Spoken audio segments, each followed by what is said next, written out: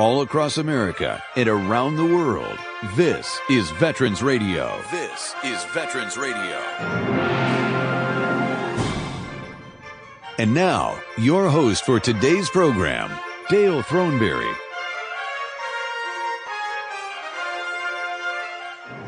And welcome to Veterans Radio. My name is Dale Throneberry, a CW2 helicopter pilot in Vietnam in 1969, and we want to welcome you to our program today. I am really excited to talk with our guests. We have a new book out from our Beyond Belief series, and it's all about chaplains. And so we're going to be talking with a number of the authors of the stories inside of that particular book this afternoon, and I am really pleased to have them on board. I got a few things I need to talk to you about today. A couple of announcements, let's put it that way. All right, so the announcements are as follows. Number one is that there is going to be a virtual veteran symposium, and this is Entrepreneurship in America at Eagles Reign, it says. And this is going to be on Saturday, December 4th, from 12 to 3 p.m. at the Second Ebenezer Church in Detroit, Michigan. The address is 14,601 DeQuinter Road, Detroit, Michigan. It says the state of entrepreneurship in America is going to be covered. Entrepreneurship 2022 and beyond. Diversity and inclusion in corporate America, succession planning and estate planning, veterans and military law, corporate America, a boom for veteran-owned businesses, cybersecurity, existential threats, and so forth. And there are many guests, including one. There's a Jeff King here. I wonder if he's related to our good friend Keith King for Veterans Business Certification Specialist. But again, this is a virtual veteran symposium coming up on the 4th of December. You do need to reserve or get a reservation for this so that they can send you the Zoom link. And that address is EbenezerVeterans@gmail.com. That's EbenezerVeterans@gmail.com. That's EBENEZER veterans@gmail.com. Coming up on December 4th from noon until 3 p.m. Eastern Time, sponsored by the Second Ebenezer Church. This is like another great opportunity for many of you veterans out there that are transitioning to get information about businesses, entrepreneurship, and where you can get more information. Any information is great. I think that's exciting. So we want to thank Sid Taylor for notifying us that this symposium was taking place. Speaking of NBBDC, I need to make sure that we thank our sponsors. Without our sponsors, we can't do this program, folks. It's just that simple. Number one on our sponsor list is Legal Help for Veterans, and Legal Help for Veterans specializes in veteran disability claims. Call Legal Help for Veterans at 800-693-4800, or you can go to their website. That's legalhelpforveterans.com. Number two is National Veterans Business Development Council, better known as NVBDC. They are the nation's leading third-party authority for certification of a veteran-owned business. For more information about them, you can go to their website. That's nvbdc.org. Then we've got the Eisenhower Center, located in Michigan and Florida, that specializes in the treatment of veterans, first responders, athletes, anyone suffering from post-traumatic stress, a TBI or a closed injury. Find out more about their individualized rehabilitation process by calling them at 800-554-5543. 800-554-5543, or you can go to their website, eisenhowercenter.com. The Charles S. Kettles VA Medical Center here in Ann Arbor, Michigan is a proud sponsor of Veterans Radio, and we are proud supporters of the Charles S. Kettles VA Medical Center in Ann Arbor. We would like to think that we have one of the best, if not the best, VA hospital in the country. You can learn more about these organizations and their services, as well as how you can support Veterans Radio. Veterans Radio is by going to our website. That's veteransradio.net/our sponsors. We just had a Facebook fundraiser that went really well, and I want to thank everybody that contributed to that. It's as I said, we're kind of a small organization, but we're trying to get bigger as we go along. And it's because of you and your help and support and your corporations that come along and help us out that we're able to expand our listening audience pretty much every year since we started. By the way, it's 18 years now, and we're excited to go for another 18. Somebody told me I'd be 93 when we got to that point. But hey, you never know. We'll do it as long as we keep doing it, and as long as you keep supporting us. We'll be out there telling the stories of America's veterans. All right, so let's get into our program today. We have as our guest, I'm going to introduce everybody here and get everybody in the right frame of mind. We have Doug Stern. Doug Sterner, excuse me. Doug is the writer, publisher, idea man for, I can't even imagine how many books that Doug has been involved with, but he started this series called Beyond Belief, and we've talked about Navy and we've talked about pilots, and now today we're going to be talking about chaplains. Also joining us is going to be my partner, Jim Falzone, who is a contributor to this book, and I want to welcome both of you gentlemen to the program. So Doug, welcome back to Veterans Radio. Good to be back. By the way, just for the record, the count is now at 85 books in print, and with 5 more planned before the end of the year. Before the end of the year? Yes. Oh. I'll be at 90 books in print going into next year, more than 40,000 pages, because these aren't little booklets. They're No, I know. Guys can't say. And let's be clear, it's C. Douglas Sterner. So when you Google them, you get the C in the right spot. It's not Douglas C. Sterner, it's C. Douglas Sterner, right, Doug? Yeah. Although I'm pretty easy to find on the internet. I was just thinking, I saw a picture the other day of you standing next to all of your books, and they're over your head. Yes. It's my stack of books is taller than I am, more than 20 million words. That's amazing. How did you get started in writing all these stories about veterans? Well, my big work, I started out writing fiction when I was in high school, and then I wrote some poetry, and then I wrote and recorded music for a few years. When I got into the military history thing, back in the 1990s, I had a website, which Jim is now operating, homeofheroes.com, and I put my work into building a database. I'm working on the only comprehensive database of those Americans who've received awards above the Bronze Star in history. And so that's been my sole focus for basically the last 20 years. I estimate approximately 450,000 awards above the Bronze Star in history. To date, I've digitized close to 300,000 of them. And so that's where my whole focus is. The books were a sideline. My biggest concern, I'm an old man. I'll be 72 next February. That's not old. It's all relative. Well, next to the other two guys here in the group, we're both old timers. As you get to be our age, you start coming to grips with your mortality. And I don't want to see my decades of research die with me. That's one reason why, I was thrilled to see Jim take the Home of Heroes and make sure that that's going to go on long after I'm here. And as about 5 years ago, I realized that I could start publishing these books as books that would be here decades after I'm gone. And so I started publishing these in books. Let me segue to the Beyond Belief series. My work is basically on a daily basis, sitting down and typing up citations for awards. And in the process of doing that, I run across some amazing stories.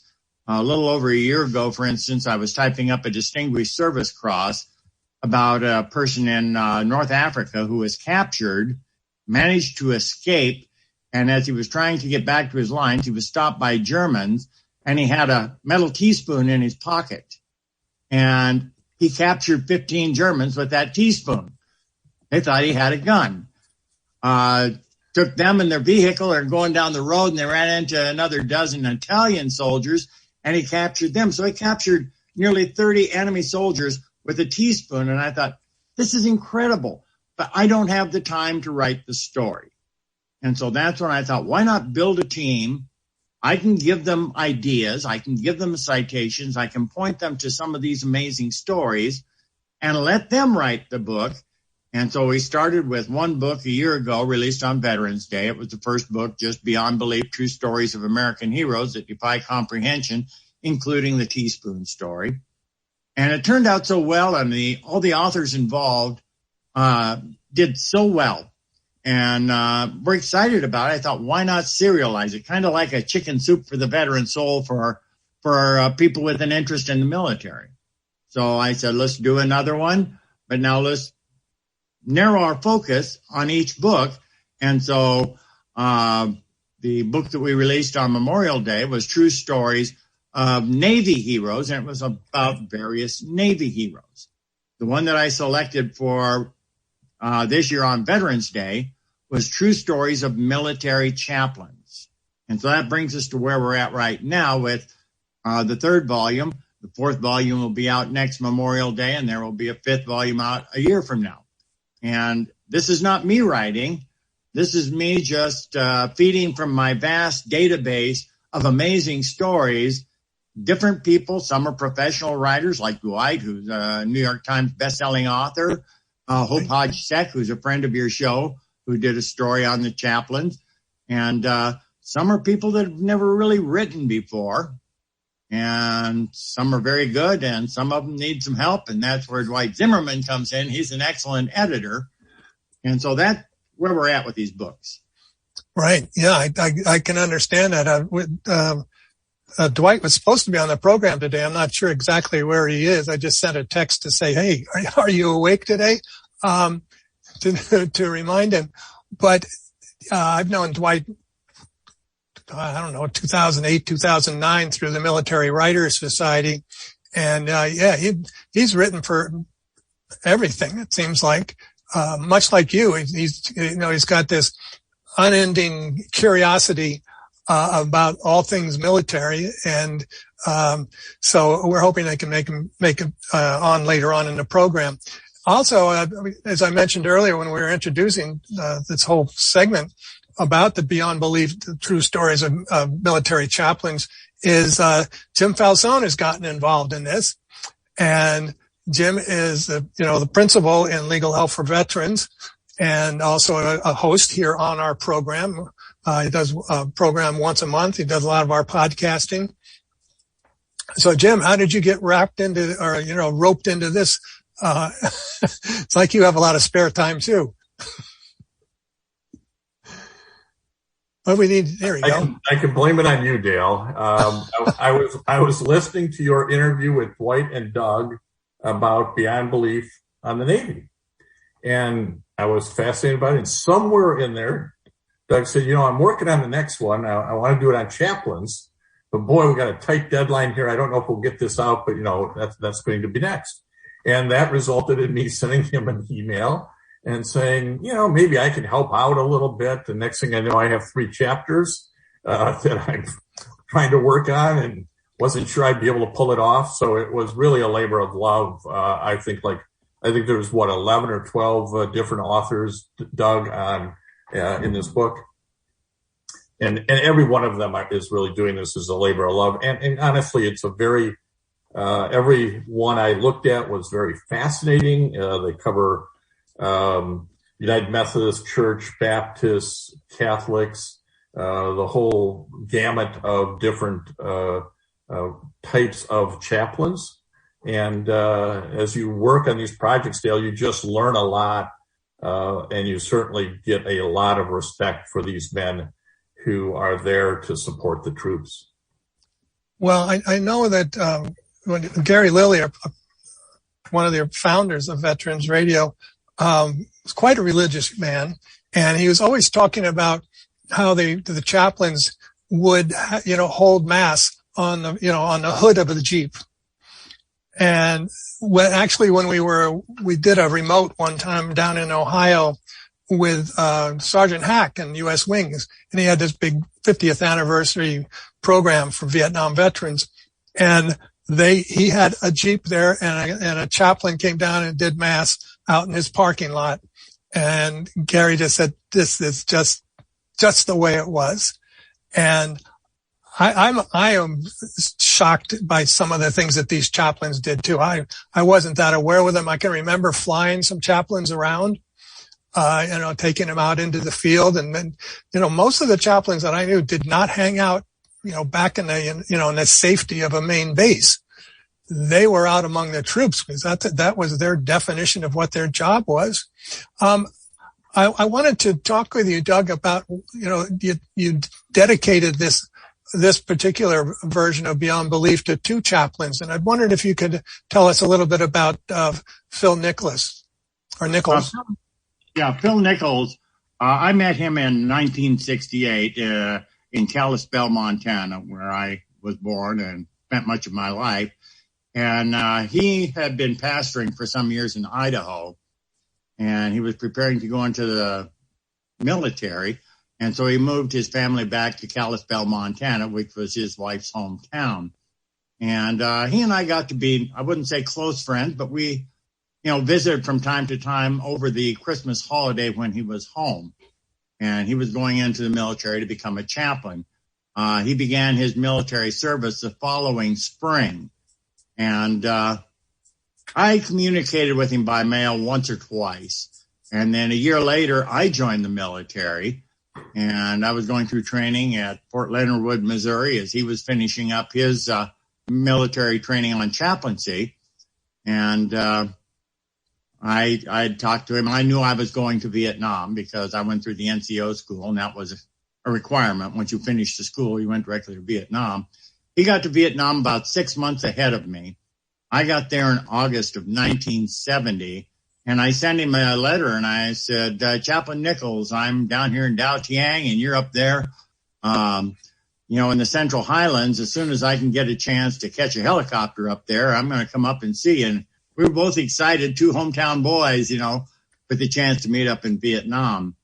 And so I had a mission I had to go out on. I was gone for about a week and a half, came back, and my letter was returned to me by the Department of the Army telling me that Chaplain Nichols had been killed in action. He was the last chaplain to be killed in the Vietnam War.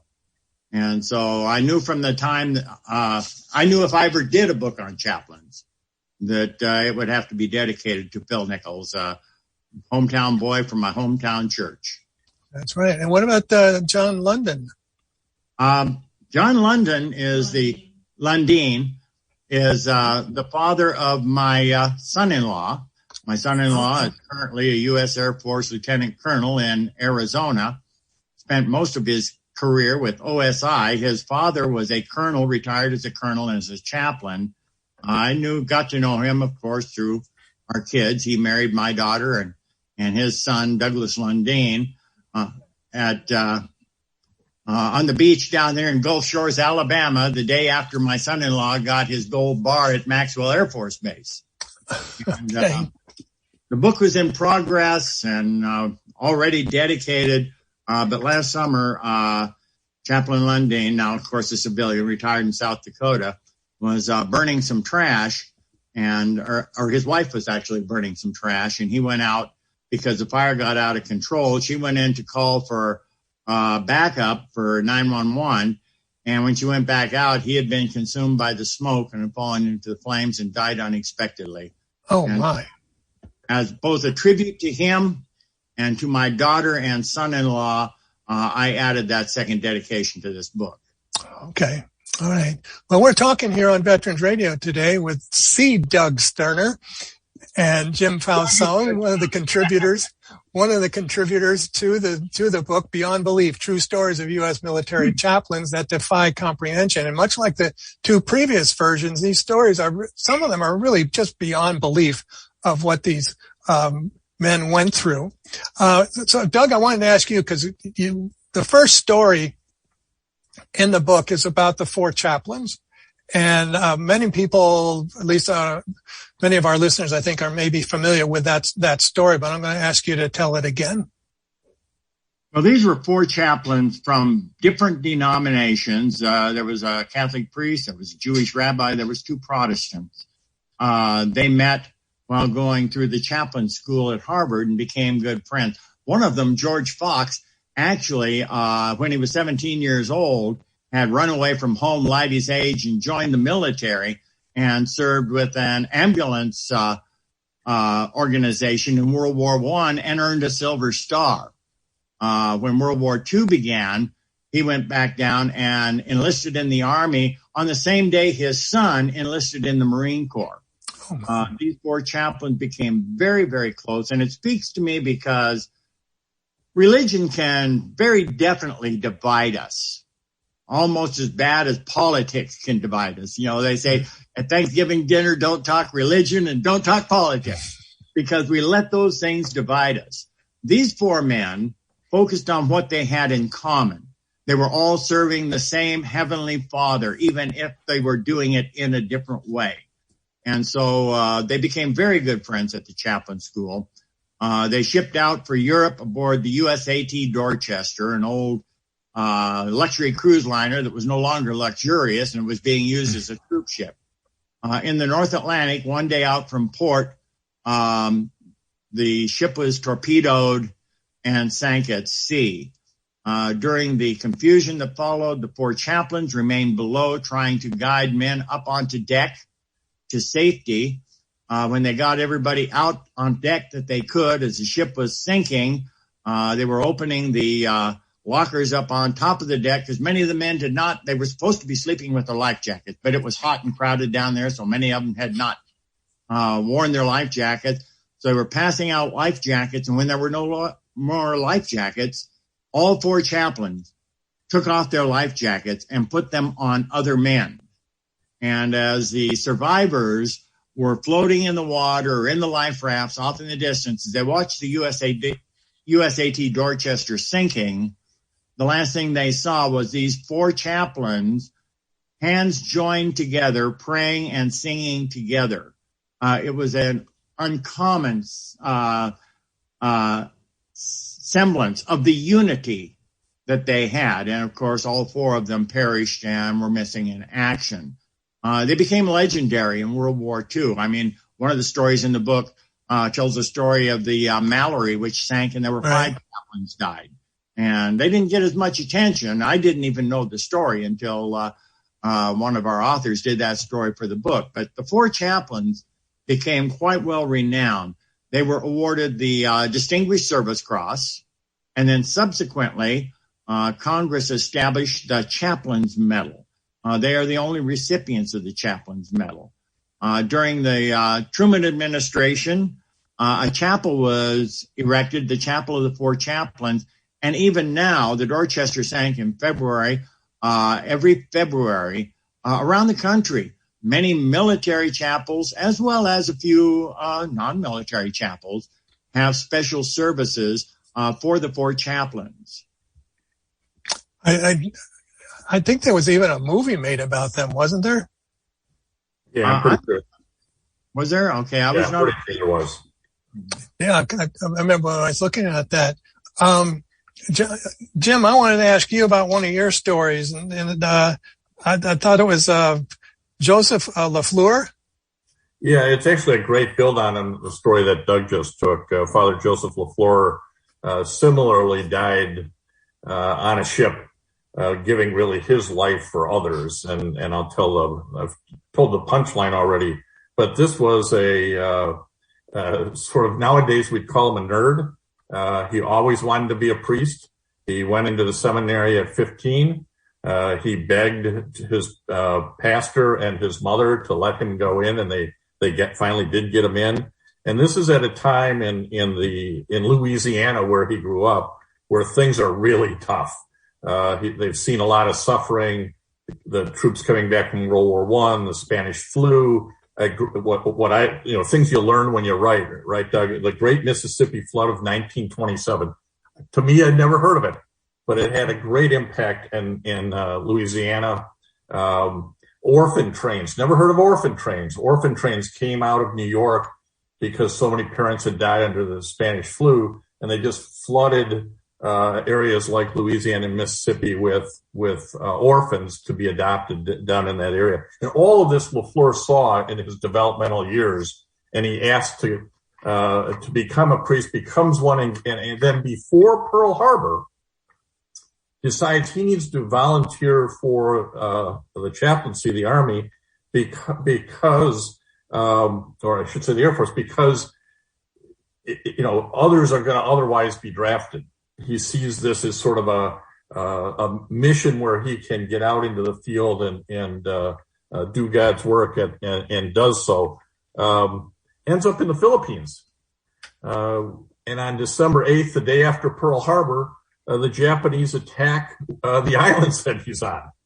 And there's a whole sequence of the U.S. and the Filipinos losing the islands to the Japanese. His story is one of retreating, but staying with the men. When given an opportunity to leave, because he's a chaplain, he's an officer, they'll let him leave.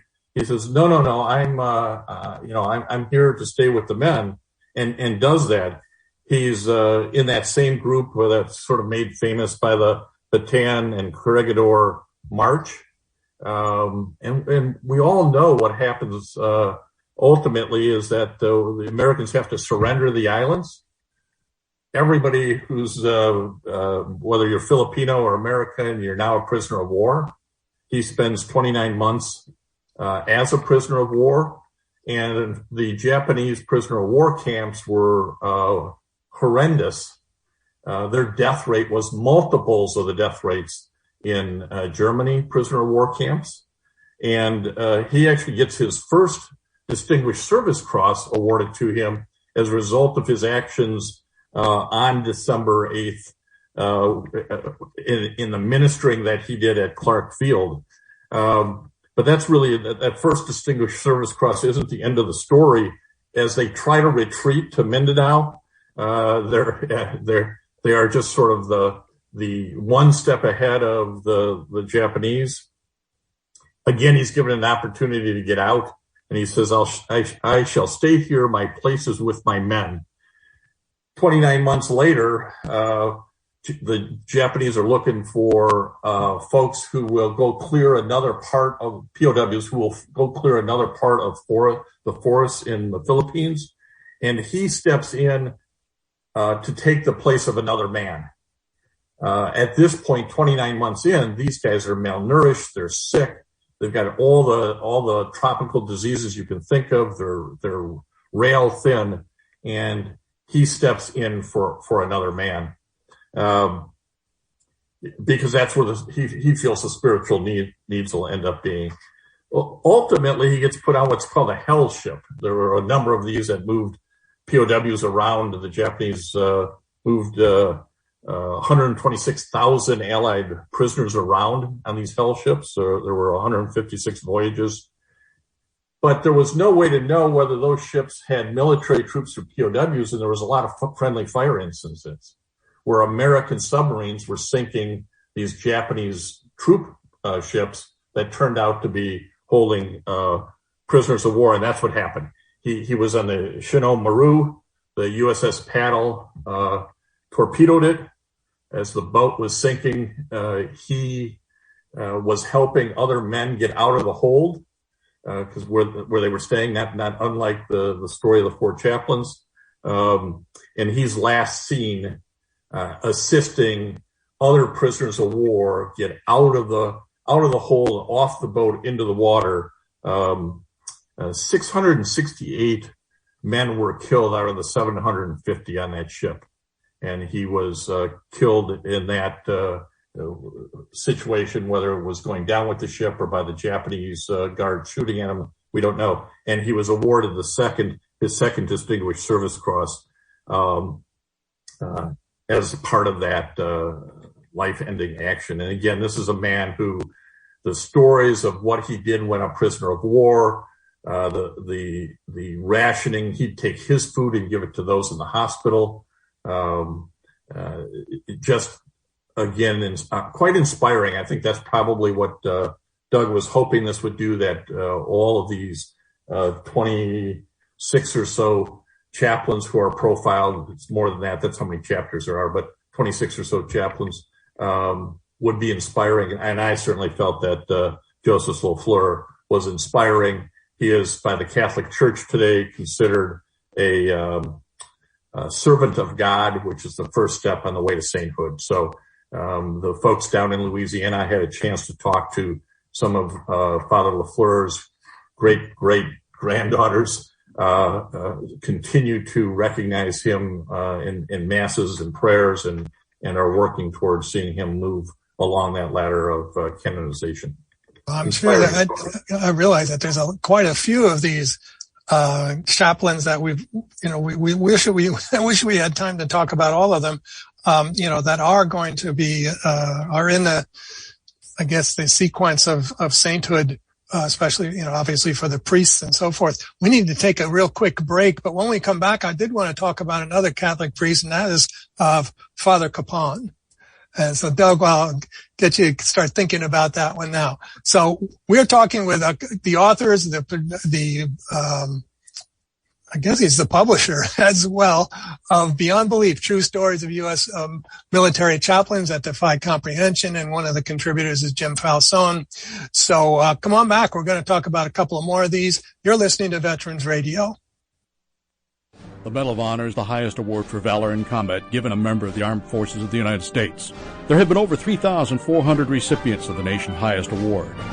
This is one of them. Chaplain Joseph O'Callaghan administered to the wounded and dying, led firefighting crews, and directed the jettisoning of live ammunition from his stricken ship. Details after this. If you have a VA claim denied by the Board of Veterans' Appeals, contact Legal Help for Veterans at 1-800-693-4800. They're experts in handling cases before the U.S. Court of Appeals for Veterans Claims. Their number again, 1-800-693-4800. Why do I serve in the U.S. Navy? For freedom. Freedom of religion. What America stands for. Why do I serve in the U.S. Navy? For honor. Everybody. And watch out for everybody. Freedom to vote. Democracy. Freedom to go outside and play with my kids. I joined the Navy to serve my country. Every freedom that we have. The right to raise our kids in peace. My little brother. My wife. My kids. Our children's children. The United States Navy. It's not for ourselves alone that we serve. O'Callaghan was serving as chaplain on board the USS Franklin when that vessel was fiercely attacked by enemy Japanese aircraft. Calmly braving the barriers of fire and twisted metal to aid his men and his ship, O'Callaghan groped his way through smoke-filled quarters to the open flight deck and into the midst of violently exploding bombs, shells, rockets, and other armament. With the ship rocked by incessant explosions, with debris and fragments raining down and fires raging in ever-increasing fury, he ministered to the wounded and dying, comforting and encouraging men of all faiths. He organized and led firefighting crews into the blazing inferno on the flight deck. He directed the jettisoning of live ammunition and the flooding of the magazine. He manned a hose to cool hot, armed bombs rolling dangerously on the listing deck, continuing his efforts despite searing, suffocating smoke which forced men to fall back gasping. O'Callaghan inspired the officers and men of the Franklin to fight heroically and with profound faith in the face of almost certain death and to return their stricken ship to port. The Medal of Honor series is a production of Veterans Radio. Military veterans touch everyone's life. I'm guessing right now you're thinking of a veteran, a close friend, relative. Maybe it's you. Even the toughest of us sometimes need help, but don't know where to turn for support. You don't need special training to help a veteran in your life. We can all help someone going through a difficult time. Learn how you can be there for veterans. Visit veteranscrisisline.net. veteranscrisisline.net. A message from the U.S. Department of Veterans Affairs.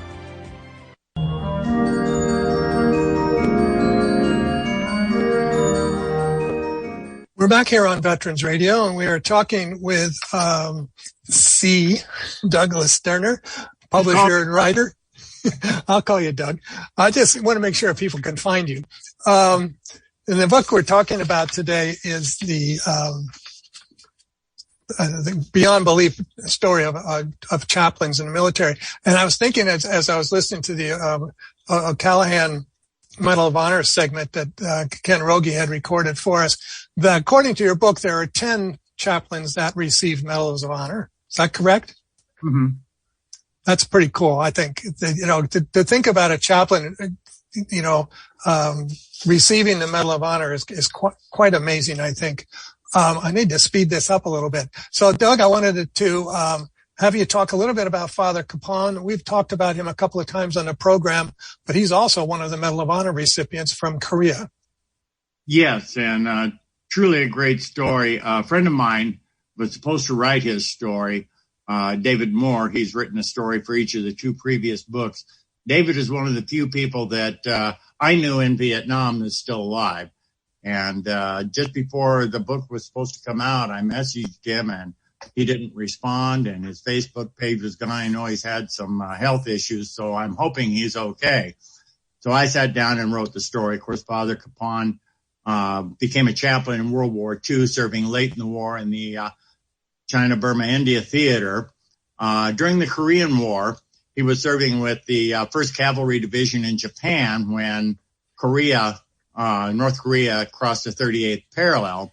And the 1st Cavalry Division was one of the first U.S. Army divisions sent to Korea to reinforce the Pusan perimeter, the one area where the Americans had withdrawn. In the early fighting there, he earned a Bronze Star. An American during a retreat had been left behind, and he with one other man went out and under fire and brought him back into safety. He continued to serve in Korea with the unit when they went north into North Korea in November of 1950, the same time that the Marines were going into the Chosin Reservoir, which was one of the probably most historic battles of the Korean War. 1st Cavalry Division was just to the west of them, outside the reservoir. The regiment that he was with, the 8th Regiment, wound up facing a terrible horde of Chinese soldiers that had come across the river to reinforce the North Koreans. He went through a horrible battle. It was probably the worst losses of the 2nd of the 8th ever sustained in any battle in history.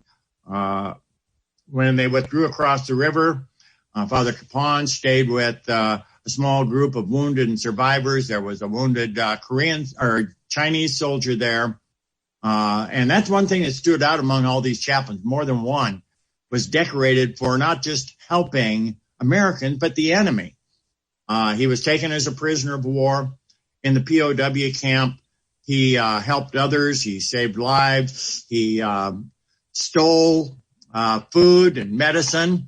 And I don't recall, it's in the book, he always talked about praying to this particular patron saint, the good thief, is how he justified stealing stuff for the camp. It's based on one of the 2 thieves that was crucified with Jesus, the one that repented. He became very ill in the prison camp and subsequently died. It was a real problem for both the North Koreans and the Chinese, as well as for the prisoners, because he was so well respected. The Chinese and the North Koreans considered him an agitator, but they couldn't do anything about him because they figured it would cause a rebellion in the camp. After he died, one of the prisoners, who happened to be Jewish by faith, scrounged some wood and carved a 4-foot crucifix as a tribute to Father Capon. And when the POWs were repatriated in 1953, when they came back across the border or across the bridge at Panmunjom, they brought with them that 4-foot wooden crucifix created by a Jewish POW in that prison camp in tribute to Father Capon. It's an amazing story. It turned out to be quite a hero. It is an amazing story. And I see that we're being joined by Pamela Sterner, I hope. Yeah, I thought we'd throw a little eye candy in here for you. Can I introduce her? Yes, please do. Yes, this woman has been my wife for 46, going on 47 years. We are the ultimate couple. We do everything together. We've spent our whole lives working together. In the 1990s, Pam started bringing Medal of Honor recipients into Pueblo. She's not a veteran, but she's married to one. And so she's always been active in veterans activities. And bringing these Medal of Honor recipients into Pueblo and renting the city park for a whole day on the 4th of July to make everything in Pueblo free to all families in Pueblo, which is where Pueblo finally became America's home of heroes. She's followed my work. We work together. Everything we do together.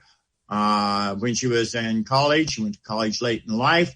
She wrote a paper that became the Stolen Valor Act. This is a woman who is singularly responsible for passage of the Stolen Valor Act.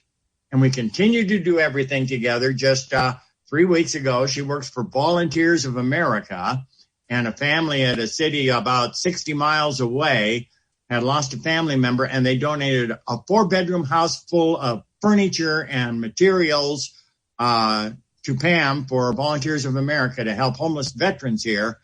And I wound up spending 5 days making 6 trips back and forth, hauling all that stuff, which at my age was no easy task, but we're a team, so we do everything together. I think that's great. I was going to, and Pamela is a contributor to the story, to the book. She wrote the story on, Father James O'Neill. And I didn't know if you wanted to tell that story, or we'll just have to let our guests do that. And I know that you're, kind of short on time. So let me just kind of basically say that writing the story about Father James O'Neill was especially important to me, because he has some roots here in Pueblo, the Home of Heroes, which is really super exciting to us. He did go to the Philippines for a couple of tours, and then eventually he ended up being with General Patton. And if I can kind of look at my notes here, he entered the U.S. Chaplains service in 1926. In 1944, he was assigned to Headquarters General George S. Patton. They have been working together quite a bit, and Father O'Neill was really impressed with General Patton's devotion to God, and felt that he was a very amazing military leader. And they've been having some really horrible weather in December. Then about 8 days before the Battle of the Bulge, the general decided that they needed some extra help, maybe some divine intervention. So he said, we need a prayer for this weather to just cease so that we can actually be able to defeat the enemy. So he called on Father O'Neill, and Father O'Neill actually looked to see if there was already a prayer for weather, but he couldn't find one. So he did decide to write a prayer himself. And this is a very well-known Patton's prayer, which, to be perfectly honest with you, I didn't originally know that a priest that had served here in Pueblo was responsible for. So that was extremely exciting to us. He's actually buried here in Pueblo in Roselawn Cemetery too. So. Well, I think that this is a great storybook for anybody out there who wants to know just stories of regular people who have done things, extraordinary, beyond belief, true stories of U.S. military chaplains that defy comprehension. I wish we had more time so we could go through even more of these stories, but they range from, Civil War all the way up through Iraq, Afghanistan, chaplains. And these particular men, it's not only beyond belief, it's beyond your imagination. I'm telling my listeners this. You can't believe what these men went through, what they did, and they didn't carry any weapons. All they had was God on their side, and they did everything they could to take care of their troops. I know the book is available now, Doug, right? Let me mention that it is not only available in paperback, but now it's also available in hardback for those who like hardback books. In fact, I just recently found out that we had that option. So all 3 Beyond Belief books are available in paperback or in hardback. Dale, okay. I got to jump in. I know you got no time, but I had the chance to write on Reverend Dale C. White, who got the Bronze Star in Iraq. But more importantly, he's one of the living guys who was in the book. I got to interview him, and there's a podcast up on Veterans Radio Podcast, about a 45-minute discussion with Reverend White. You got to listen to it because you're going to find out how his wife got him into military service. There you go, folks. This is why you listen to Veterans Radio. You get the inside story and the backstories on all of these things. I want to thank both of you so much, all 3 of you now, for being on our program today. And again, I encourage, this would make a great Christmas present, folks. A great Christmas present for anybody that's in the military, especially if you read those other books, the ones that are called Chicken Soup for the Veteran. This belongs there, right next to it. So I want to thank all of you for being on our program today. Hope to have you back next Memorial Day with the next version. What's the topic on that one? Do you know? The next book is Civilian Heroes. These are some civilians who served with the military, an Associated Press reporter in Korea that got the Silver Star for pulling wounded out under fire, or American heroes like the Silver Star Vietnam War recipient that as a civilian was the hero during the bombing of the Twin Towers in New York in 2001. Oh, I know that's, all right. Don't tell any more. We got to see that. All right. Thank you all very much for being on the program. I appreciate it, and have a very, very happy Thanksgiving with you and your families. All right. We are not going to take a break. We're going to go right into our interview right now. We did an interview with a member of the NVBDC. Remember, that we wanted you to listen to. We've been spotlighting one of the businesses that have gotten their certification through NVBDC, and this is going to be one of them. So we're going to go to that one right now. Welcome. I am Jim Fossone, and this is Veteran Radio's Spotlight on National Veteran Business Development Council, NVBDC.org. Veterans Radio America, a nonprofit, has a partnership with NVBDC. The National Veteran Business Development Council is the nation's leading third-party authority for certification of veteran-owned businesses of all sizes. It is a 501c3 nonprofit that was established in 2013. It addresses the growing need to identify and certify both service-disabled and veteran-owned businesses in the government and commercial or corporate marketplace. The NVBDC administers a rigorous certification process designed to withstand the scrutiny of governmental and corporate entities seeking to utilize certified veteran-owned businesses.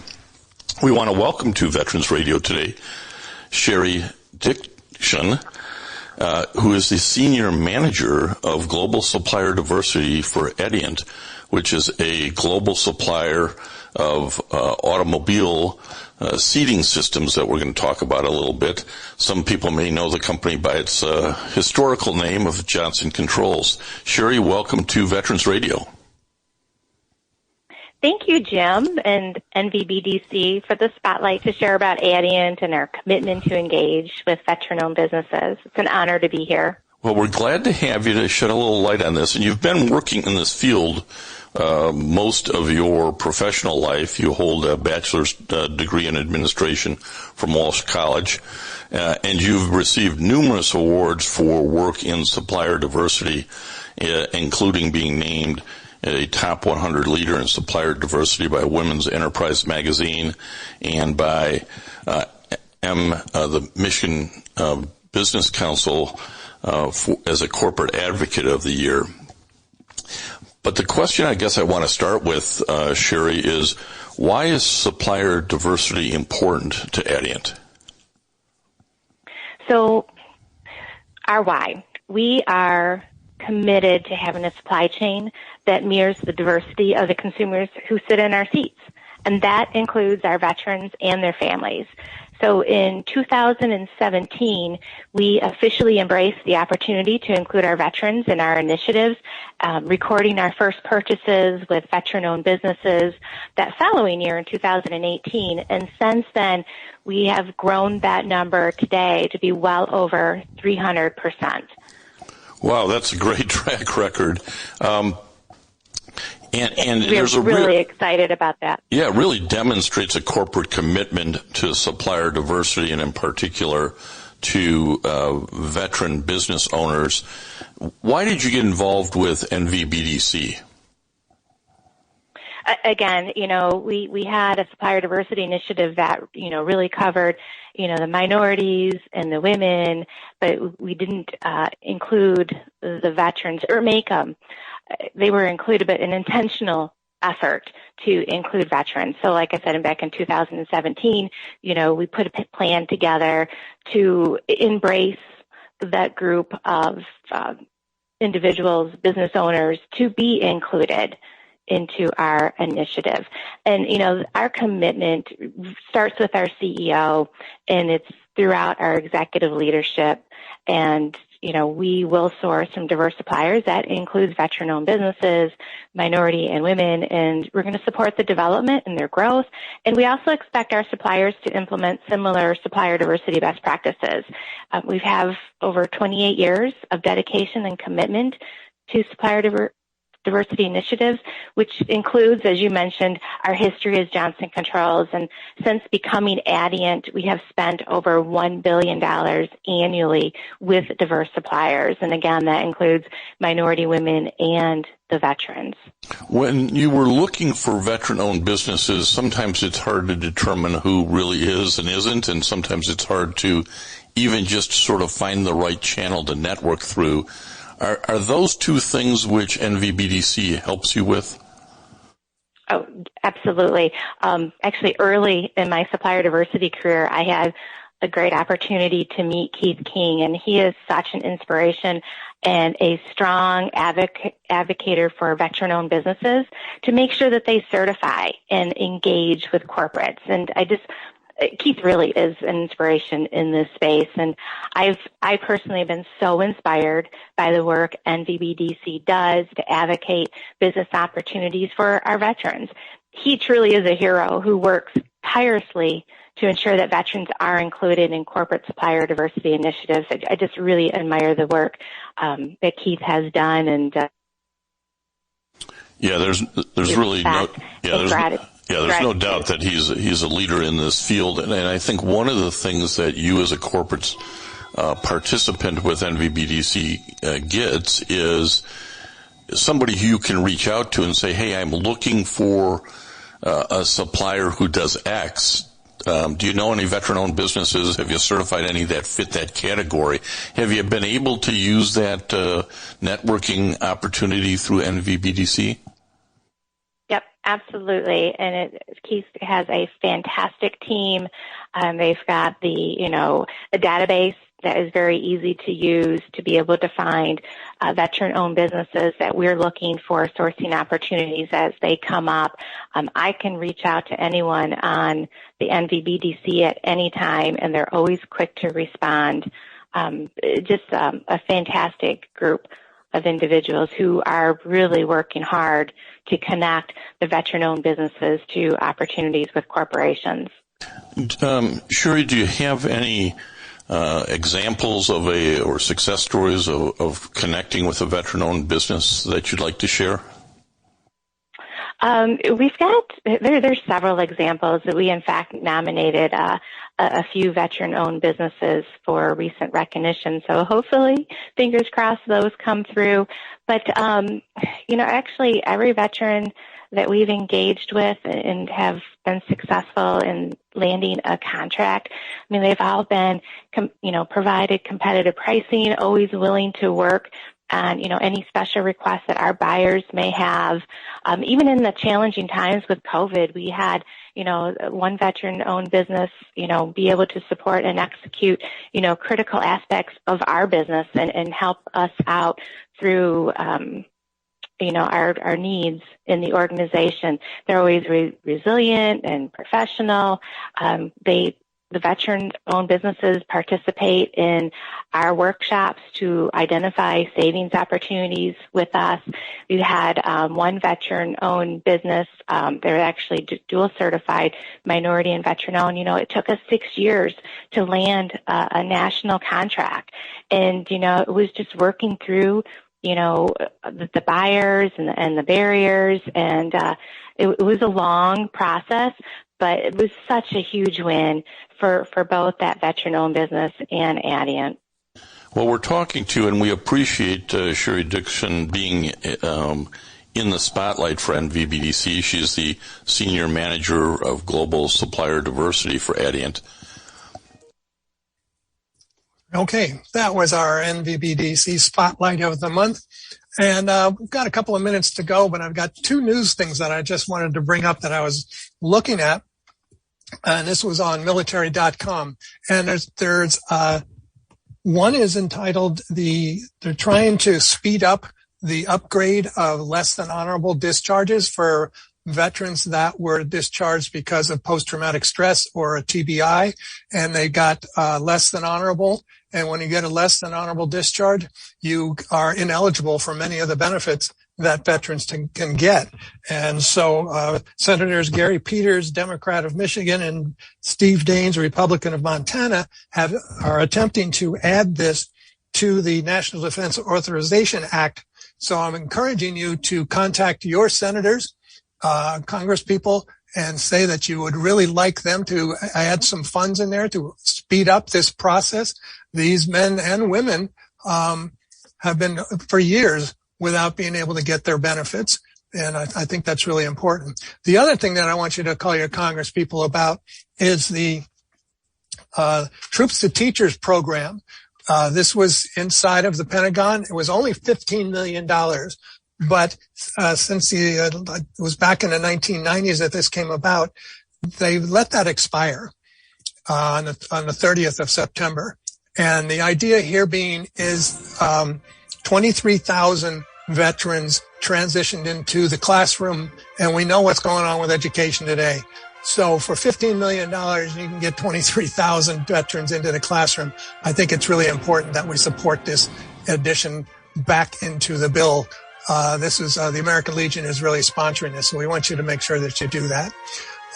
The other things I wanted to cover again, of course, are thank you all very much for listening today. Thank you for your support for Veterans Radio. We can't do this without you, of course. You can always go to veteransradio.net and see our 18 years worth of programming. Listen to, always not TV, but you can listen to our 18 years worth of programming and follow our podcast on pretty much every platform that's out there now.